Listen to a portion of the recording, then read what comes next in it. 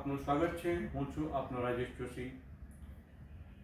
દર્શક મિત્રો, નવા વર્ષમાં આપણે જ્યારે મળી રહ્યા છીએ ત્યારે આપણે આજે એક વાત કહેવી છે કે ગુજરાત છાયા ન્યૂઝ ચેનલ માત્ર ભાવનગર કે ગુજરાત પૂરતી સીમિત નહીં રહેતા। હવે આગામી દિવસોમાં રાષ્ટ્રીય કક્ષાએ જે ઘટનાઓ બનતી રહે છે અને વિશ્વ સ્તરે જે ઘટનાઓ બનતી રહેશે તે તમામની વિશ્લેષણ વિગતો પણ અમે આપવા માટે પ્રયત્ન કરી રહ્યા છીએ।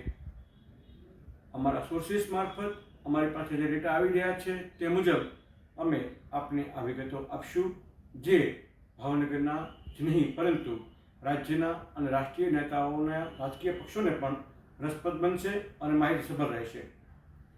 મિત્રો, આગામી 14 દિવસ બાદ બિહાર વિધાનસભાની ચૂંટણી છે।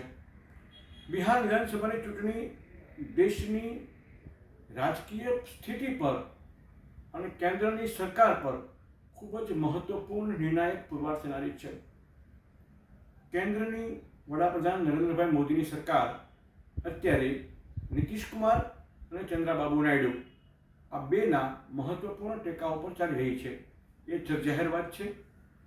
આ બાબતની સાથે આપણે મહત્વપૂર્ણ ધ્યાન દોરીએ કે બિહારમાં ભારતીય જનતા પાર્ટીએ એટલે કે એનડીએ ગઠબંધને હજુ સુધી પોતાના મુખ્યમંત્રી જાહેર કર્યા નથી, જેની સામે કોંગ્રેસે ગઈકાલે બિહારના રાજકારણમાં કુકરી એવી ગાંડી કરી છે કે કોંગ્રેસે ત્યાં જઈને નીતિશ કુમારની સાથે તેજસ્વી યાદવની સાથે બેસીને તેજસ્વી યાદવને મુખ્યમંત્રી પદના ઉમેદવાર જાહેર કરી દીધા છે। એટલે કે ઇન્ડિયા ગઠબંધનના મુખ્યમંત્રી જાહેર થઈ ચૂક્યા છે। હવે ભાજપે એટલે કે એનડીએ પોતાના મુખ્યમંત્રી જાહેર કર્યા નથી। આ દિશામાં સામાન્ય રીતે નીતિશ કુમાર મુખ્યમંત્રી તરીકે જાહેર થઈ જવો જોઈએ, પરંતુ અમિત શાહે 2 દિવસ પહેલાં એવું કહ્યું કે ચૂંટણી બાદ વિધાનસભા દળની બેઠક મળશે, ધારાસભ્યો મુખ્યમંત્રી જાહેર કરશે।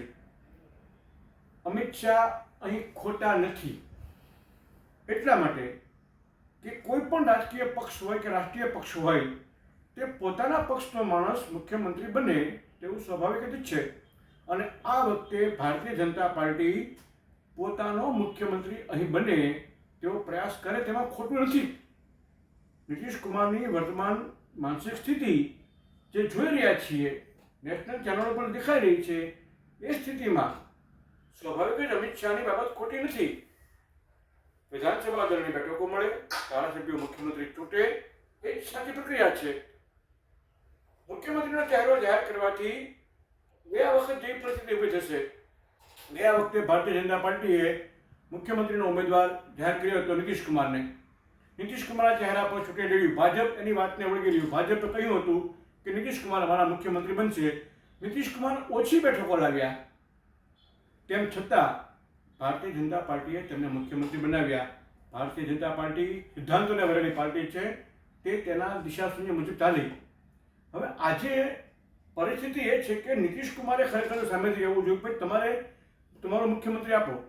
ગયા વખતે મારી બેઠકો ઓછી હતી તો પણ તમે લોકોએ મુખ્યમંત્રી તરીકે મને જાહેર કર્યો હતો અને મને બનાવ્યો મુખ્યમંત્રી। તમે 25 વર્ષથી મુખ્યમંત્રી છો, 20 વર્ષથી મુખ્યમંત્રી છો।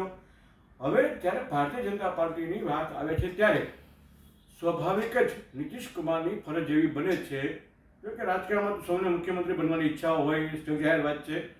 બિહારની સ્થિતિ કેવી ઊભી થાય છે, નીતિશ કુમાર પલટુરામ માણસ છે, એ દુનિયા જાણે છે।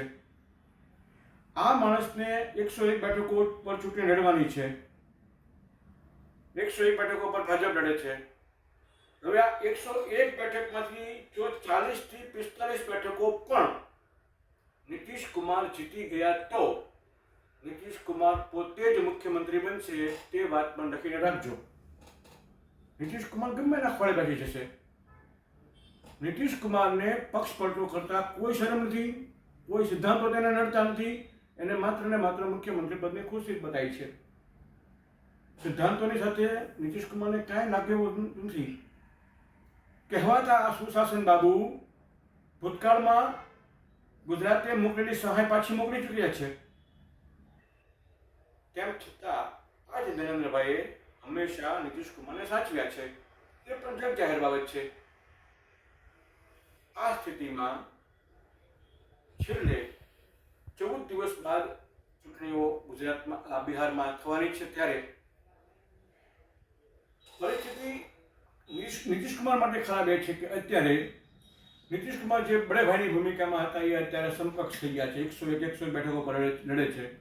ખરેખર 140 થી 145 બેઠકો નીતિશ કુમારે માંગવાની હતી, પરંતુ અત્યારે નીતિશ કુમારના જ બે માણસો, એક તો કેન્દ્રમાં મિનિસ્ટર છે લલનસિંહ અને બીજા ત્યાંના કાર્યકારી પ્રદેશ પ્રમુખ સંજયભાઈ, એ મૂળ તો ભાજપના જ તે સંજયભાઈ. તો હવે ત્યાં પરિસ્થિતિ એ થઈ ગઈ બિહારમાં કે લલનસિંહ અને સંજયભાઈએ 101 બેઠકો પર સંકલન કરી નાખ્યું અને નીતિશ કુમારને ખબર જ ન રહી.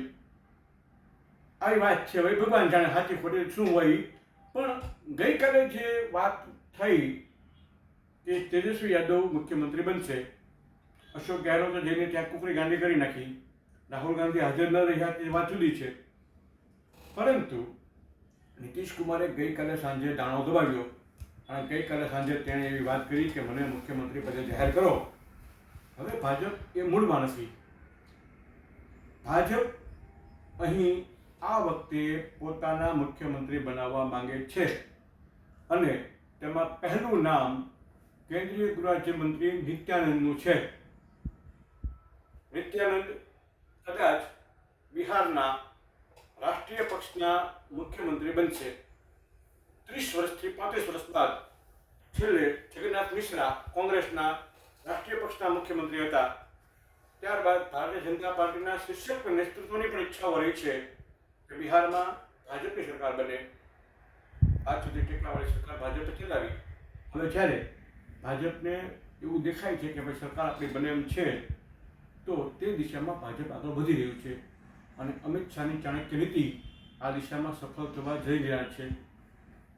કોંગ્રેસે વોટ અધિકાર યાત્રા કાઢી, જે બાબતો હોય તે, પરંતુ મતદાતા માત્ર ને માત્ર નરેન્દ્રભાઈ મોદીનો ફેસ જોવે છે અને નરેન્દ્રભાઈ મોદીને પસંદ કરે છે.